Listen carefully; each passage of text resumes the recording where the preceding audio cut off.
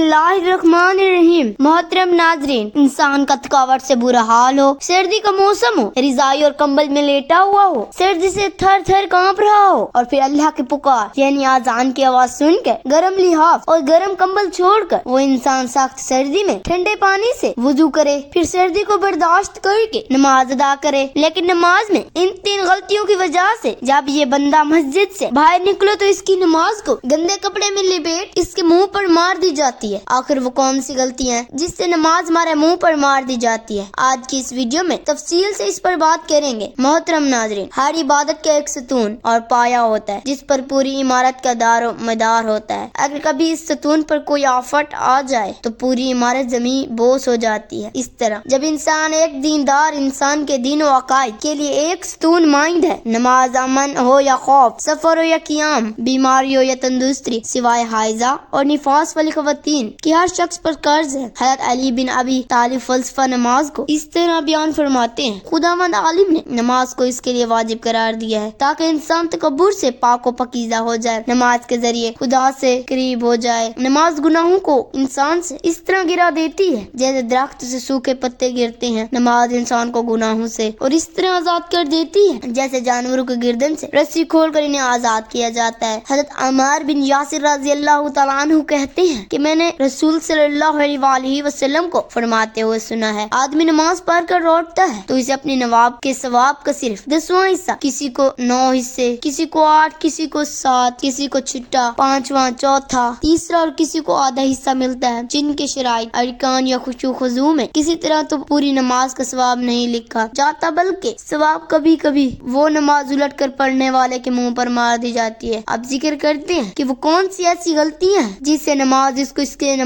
इसके मुंह पर मार दी जाती है और इसके साथ साथ कुछ गलत अमूर हैं, इनका जिक्र भी करेंगे। हज़रत अब्दुल रहमान बिन शबल रज़ी अल्लाह तआला अन्हु ने 3 बातों से मना किया है, एक कौवे की तरह ठोंक मारने से, दूसरी दरिंदों की तरह हाथ बिछाने से और तीसरी ये आदमी नमाज के लिए एक जगह खास कर ले जैसे ऊंट अपने बैठने की जगह को खास कर लेता है।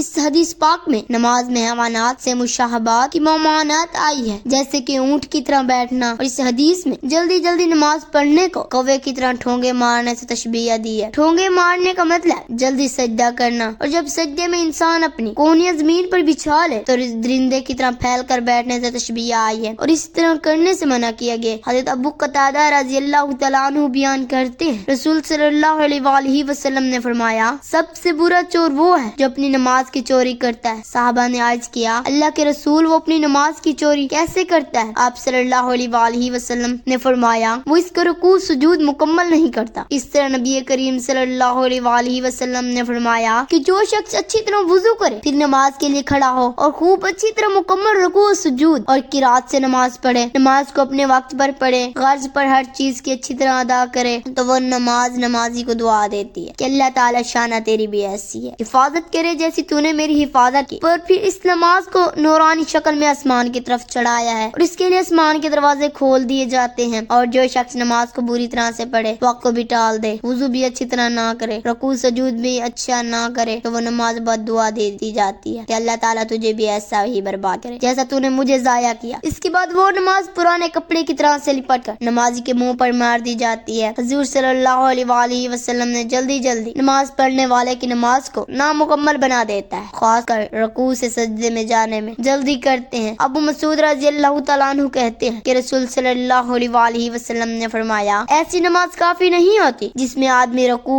सुजूद में अपनी पीठ बराबर ना रखे। इस हदीस में पुश्त या कमर सीधा रखने याद रखने से मुराद रुकू और सुजूद में इत्मीनान करना है के अलावा दूसरी गलती सही तरीके से नहीं करते। 2 सज्जों के दरमियान कुछ देर के लिए बैठने को कफी इस्सलाह में जलसा कहा जाता है। इससे कम मिकदार ये है कि बिल्कुल सीधा बैठ जाएं, यहाँ तक कि तमाम पर वापस आकर ठहर जाएं। अक्सर नमाजी इस बड़ी से लेकर 7 अदा करने के लिए कोशिश करते हैं, सजदा औली से उठकर बैठने में भी नहीं और दरमियान ही से दूसरे सजदे में चले हैं। ये बड़ी गलती की है। रसूल अकरम सल्लल्लाहु अलैहि वसल्लम ने ऐसा करने वाले को नमाज को नामुकम्मल बतलाया है। रसूल सल्लल्लाहु अलैहि वसल्लम सजदे से इत्मीनान और अदब के साथ बैठा करते, का हर उज़ू और हड्डी का हर जोड़ अपनी जगह पर आकर किरार पकड़ लेता था। दूसरे सजदे में जाने के लिए जल्दी नहीं फरमाते थे, बल्कि जितनी देर सजदे में लगाते इतनी देर सजदे سجدے کے درمیان بیٹھا جایا کرتے تھے. کبھی تو اتنی دونوں دیر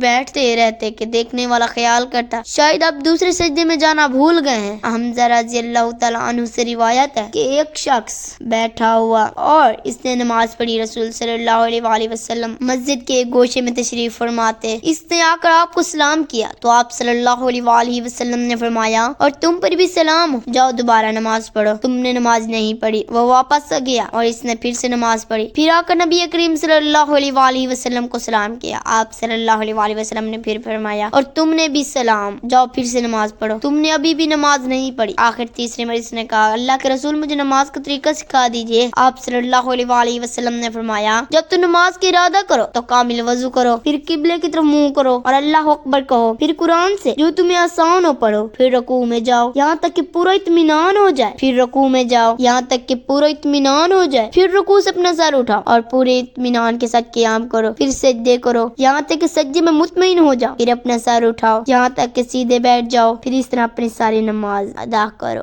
جو ہمارے چینل پر نئے آئے ہیں وہ ہمیں سبسکرائب کر دیں. شکریہ.